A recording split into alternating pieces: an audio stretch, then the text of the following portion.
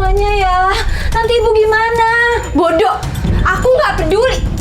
Tami, balikin uang ibu. Enggak, aku nggak mau. Balikin. Enggak, aku nggak mau. Astagfirullahaladzim. Tami, ya. Dan Tuhanmu telah memerintahkan agar kamu jangan menyembah selain Dia dan hendaklah berbuat baik kepada ibu bapa. Jika salah seorang di antara keduanya atau kedua-duanya sampai berusia lanjut dalam pemeliharaanmu, maka sekali-kali janganlah engkau mengatakan kepada keduanya perkataan A, dan janganlah engkau membentak keduanya, dan ucapkanlah kepada keduanya perkataan yang baik. Quran Surat Al-Isra ayat 23.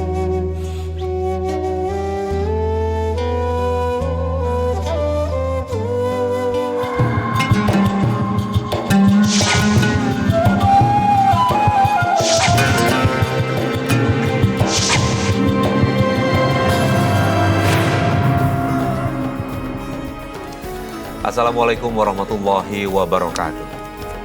Selamat pagi pemirsa Tawakal yang dirahmati Allah Subhanahu wa taala. Senang sekali saya Farid Hasan menjumpai Anda. Dan pemirsa, di awal tadi kita lihat bersama itu adalah cuplikan beberapa dari reka adegan yang pernah dialami oleh narasumber kita, dan alhamdulillah narasumber kita sudah hadir bersama kita di studio. Assalamualaikum Ibu Sumi. Selain Ibu Sumi, pemirsa juga sudah hadir bersama kita Bapak Ustadz Muhammad Ziyad. Assalamualaikum Pak Ustadz. Waalaikumsalam warahmatullahi wabarakatuh. Apa kabar Mas Farid? Alhamdulillah baik Pak Ustadz. Pak Ustadz sehat ya? Sama-sama sehat. Baik. Ibu Sumi, langsung saja Ibu Sumi datang ke Tawakal. Ibu Sumi katanya mau cerita banyak masalah di sini ya. Sampai tadi kita juga melihat ada beberapa reka adegan yang Ibu Sumi alami. Boleh cerita ke kita awalnya seperti apa supaya itu bisa terjadi? Begini Mas, Pak Ustadz, saya punya anak perempuan, jadi sering melawan Pak Ustadz sama saya. Dia paling membangkang, bahkan dia mengiris tangan saya Pak Ustadz, kabur ke rumah saya. Pokoknya itu anak saya tuh benar-benar nyakitin banget Pak Ustadz. Baik, Bu Sumi, itu gimana ceritanya sampai anak sampai berani gitu mau melukai ibu pakai pisau? Iya Mas, jadi dianya kabur. Saya cari, saya tuh udah kemana-mana Mas nyarinya, sampai hampir jatuh saya di kereta. Saya temukan aja di rumah abang saya. Di sana saya nasihatin, saya ajak pulang. Saya kasihan karena dia cewek. Tetap membangkang dan sampai dia melukai saya pakai pisau Mas. Nah itu Ibu ngomong apa sampai dia marah kayak begitu? Saya nasihatin karena dia perempuan. Jangan sampai begini, dia juga akan jadi ibu. Tapi dia tetap nggak mau Mas. Pokoknya dia mau dengan diri dia sendiri aja. Yang menyebabkan dia kabur tuh apa? Mungkin dia belum terima Mas, karena kami tadinya tinggal di rumah sendiri. Sekarang kami pindah ke rumah kontrakan Mas. Belum terima hidup susah. Tante, aku pasti ya.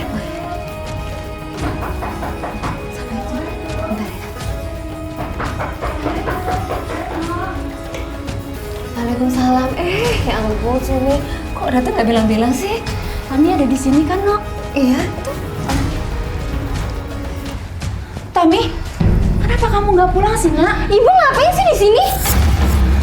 Kok kamu ngomongnya gitu sih, Nak? Ibu kan khawatir sama kamu. Ayo kita pulang.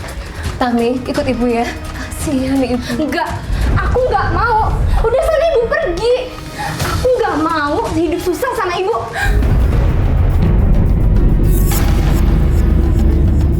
Astagfirullahaladzim, Tami. Udah sana ibu pergi. Enggak, Tami. Kamu harus pulang. Enggak. Kamu harus pulang. Enggak mau, Bu. Kamu harus pulang. Kamu harus pulang. Kalau ibu tetap maksa.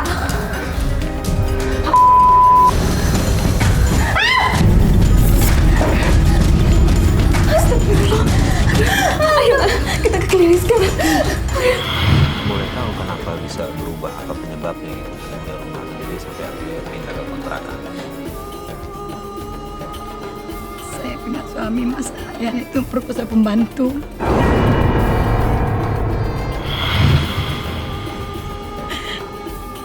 Saya punya karyawan dan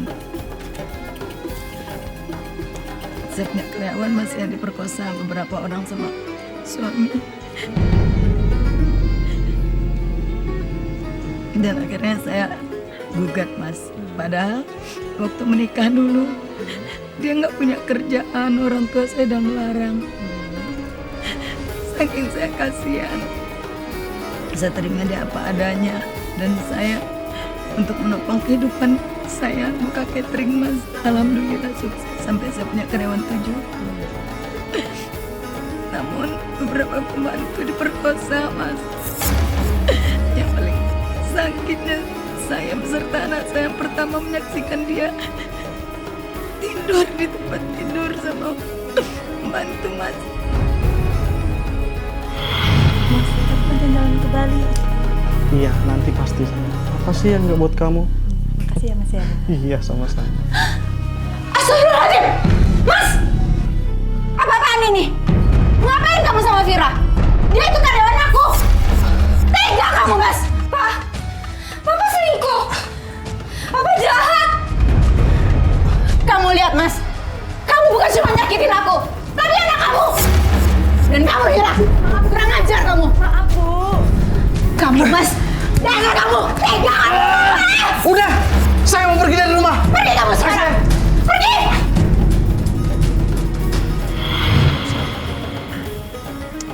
Ini kita betul prihatin ya, Ibu, atas yang terjadi ya, Bu ya. Cuma anak lagi-lagi nih Pak Ustadz menyaksikan itu semua sampai akhirnya anaknya berontak dan mencoba melawan ibu. Tapi itu apa yang dilihat dari perilaku bapaknya nih Pak Ustadz. Iya, para pemirsa sekalian, saya nyaris tanpa kata-kata tadi ketika mendengarkan kisah tadi betapa tragisnya seorang istri yang meniti kehidupan ekonomi yang membaik, tapi kemudian menyaksikan suaminya kemudian tiba-tiba perangainya sangat buruk seperti itu hingga mohon maaf melakukan tindakan asusila atau pelecehan seksual, bahkan berhubungan yang melampaui dari batas norma agama. Tapi kita ingin menggeser sedikit Mas Farida. Tadi kan kisah tentang anaknya tadi sampai dan kenapa anaknya tadi itu muncul perangai? Karena menyaksikan bapaknya. Jadi anak ini sesungguhnya kan mencari teladan di rumah itu. Siapa teladan di rumah? Teladannya itu ya orang tuanya, bapak dan ibunya. Makanya kenapa Rasulullah SAW meminta memperbaiki akhlak kita itu, ketika kita akhlak baik maka anak-anak kita juga akan ikut pada kita gitu. Ya, dan kemudian akhirnya apa? Akhirnya anaknya kan kemudian melakukan pelampiasannya sehingga kemudian yang tadi Bu Sumi tadi menjelaskan anaknya tidak taat dan seterusnya sampai menggoreskan tangan, ini kan sudah melampaui kepatutan dari seorang anak berbaktinya kepada orang tua. Hadis Nabi menjelaskan begini, katanya begini, Birru abaka birru abna'aka. Berbuat baiklah kamu kepada kedua orang tuamu, niscaya nanti anak-anakmu juga akan berbuat baik kepada dirimu. Jadi para saudara-saudaraku yang muda, anak-anakku sekalian, para pemirsa, ketika kita berbuat baik, berakhlak kepada orang tua kita, sesungguhnya kita nanti akan memberikan teladan, anak-anak kita nanti juga akan berbuat pada kita. Lah ketika kita tidak berbuat baik pada orang tua kita, nanti anak-anak kita jangan heran juga akan melakukan apa yang pernah kita lakukan itu. Ini kan cerminan Nabi mengajarkan kepada kita tentang pentingnya akhlak anak kepada orang tua.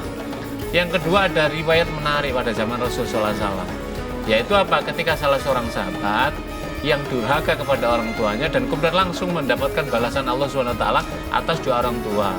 Karena itulah Al-Quran di dalam surat Al-Isra ayat 23 Allah menyatakan begini, wa qadha rabbuka alla ta'budu illa iya wa bil walidaini ihsana imma yablughannal kibra ahaduhuma aw kilahuma fala taqul lahumā uff wa la tanharhumā wa qul lahumā qawlan karīmā.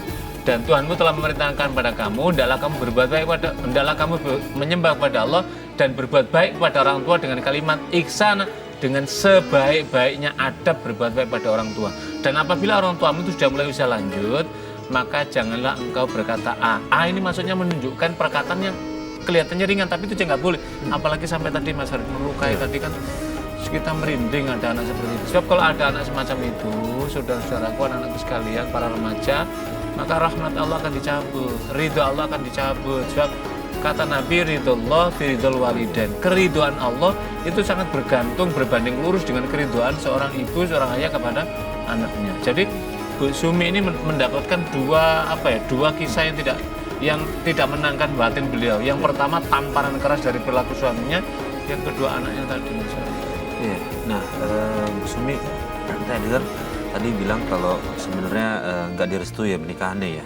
Iya, nggak direstui. Tapi- Nggak mempunyai pekerjaan yang tetap. Karena belum punya pekerjaan yang tetap. Iya.